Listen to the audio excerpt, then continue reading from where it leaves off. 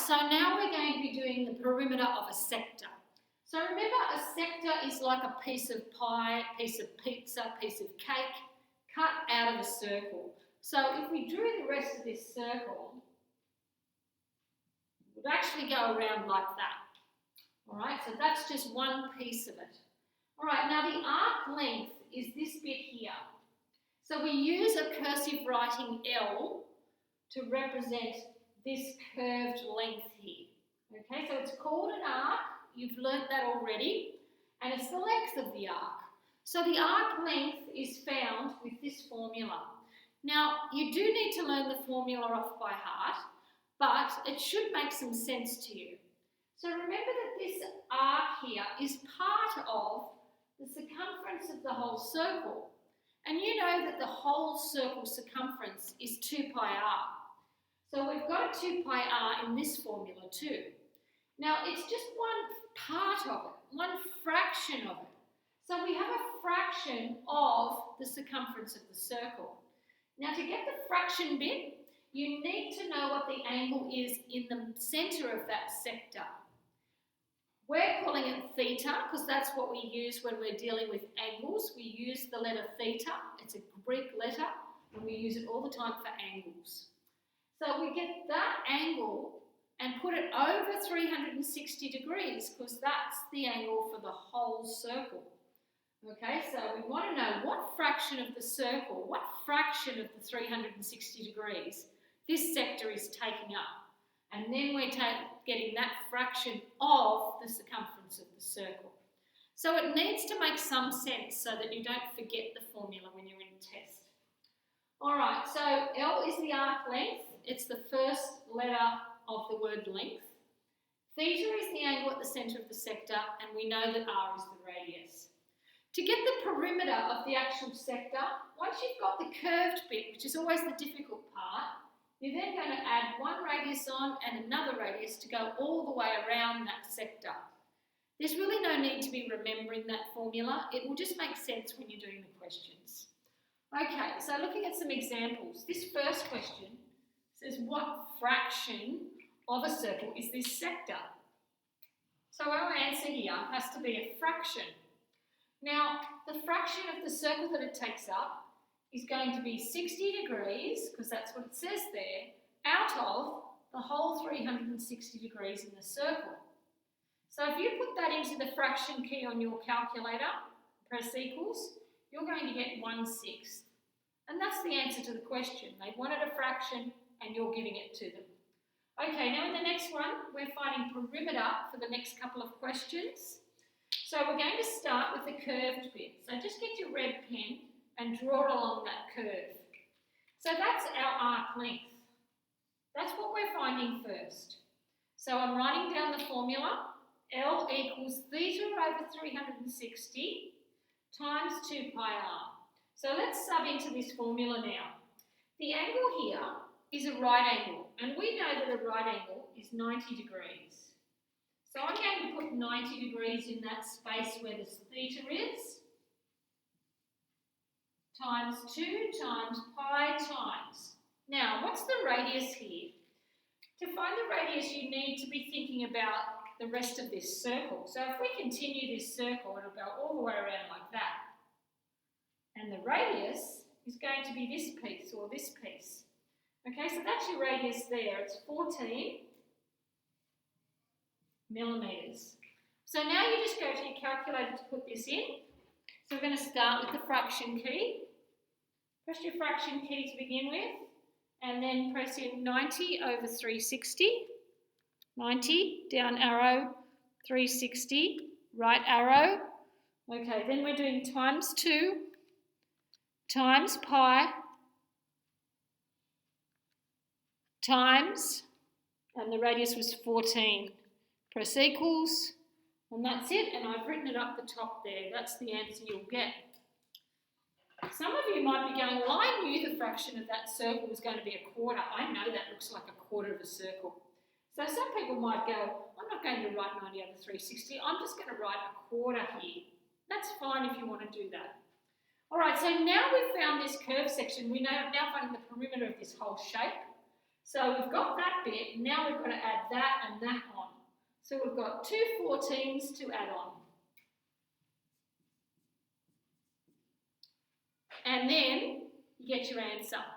So we're rounding off to 1 decimal place in this. So draw your line after 1 decimal place. Circle the next digit. That's 5 or more. So the one before the line goes up by 1. Well, it can only go to 0, so it hasn't gone up. So let's try the next one. Well, that can only go to 0, so that hasn't gone up. So we'll go to the next one and put that up. So it's 50.0 and it's in millimetres. It's very important when you do this work that you do these sections separately. So you'll notice I've put an asterisk here while I'm working out the arc length. Once I've got that, I put another asterisk down to do the second part of the working, which is P for perimeter and showing me what you're doing for that. All right, so in part B, we're finding the curved part first. So get your red pen and go over it. And that's L. That's our arc length. We're finding that first. Okay, so L equals theta over 360 times 2 pi r. Our angle this time is 100 degrees over 360 degrees times 2 times pi times. Now, what's our radius here? If you imagine this whole circle continuing around, this would be a radius, so it's 9. Now, if you go to your calculator and put that in left to right, just like it says, make sure it looks identical to that. Press equals at the end, it'll give you that answer there. Now, that's the arc length finished, but we still haven't found what they asked for, which is the perimeter. So we start with our next step of the working. P equals, P for perimeter. We're going to start with what we just found for the curve, and then we're going to add on 9 and 9. Then if you add them up on your calculator, you'll end up with that answer there. We're now going to 1 decimal place. Draw your line after 1 decimal place and circle your next digit. That's a 0 there, which is less than 5. So the digit before the line will stay as it is. That will stay as a 7. So we have 33.7, oh, where are we? And it's centimetres this time. Okay, and the last question we're doing, this one over here. Okay, so we're going to start with the difficult part, which is always the curve. We're going to find this bit first. That's L. So write down your formula for L, and now we're going to sub in. So if you look at this curve here and go from the 2 end bits into here, this angle that we're looking at is a right angle. So we know that our angle is going to be 90 degrees. Just write that stuff on in red because you're adding that to the question. So we're putting our 90 degrees in here over 360 degrees times 2 times pi times. All right, now what's our radius up here? All right, so if you think about it, if we continue this curve around, ignore that part, pretend it's a big circle. Our radius would be that bit or that bit. Okay, now I know what that bit is. It's the same as that. So it's got to be 12, right? So our radius equals 12. So that's what we're putting in there. Now if you go to your calculator and put all that in, that's the answer you'll get for your arc length for the curved bit. Now we're finding the perimeter, so start again. P equals, we're going to write the answer for our curve down. Now look at all the other edges that we have to add up, all the straight bits, to go around this shape. So I've already done this. Now I'm going to add 15, add 12. Let's write that first. All right, so we've done this. Add 15, add 12. Now this bit is going to be the same as the top part, so it's another 15. And then we've just got this bit to go.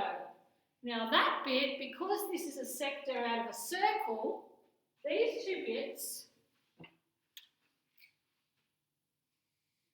have to be the same. So that's going to be another 12 you have there. I'll just do it in the same colour so you can see where it came from. When you add it on your calculator, that's what you're going to get. And we want the nearest whole number this time. So let's draw our line after the whole number section. Look at your next digit. That's 5 or more. So the digit before the line goes up by 1. Keep everything before that. And we're dealing with metres. And that's the end of the question for the perimeter. Okay, so they're not that difficult to always start with the curved part whenever you're doing any working, then deal with any straight edges after that. All right, so have a go at it. Next lesson, we're going to be doing area of a sector, but make sure we get practice with the perimeters first before we move on to that. Okay, good luck with your homework.